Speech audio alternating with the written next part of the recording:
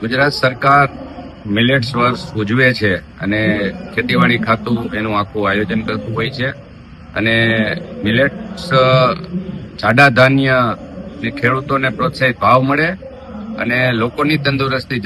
જાડા ધાન્ય ખાવાથી થાય એના માટેનો એક આ પ્રયાસ છે. દેશના આદરણીય વડાપ્રધાન નરેન્દ્રભાઈ મોદી જ્યારે મુખ્યમંત્રી હતા ગુજરાતના ત્યારથી આ શરૂઆત કરેલી છે અને અમારા મુખ્યમંત્રી શ્રી ભૂપેન્દ્રભાઈ પટેલ આને ખૂબ પ્રોત્સાહન આપી અને આની પાછળ ઘણું બજેટ પણ ફાળવે છે ને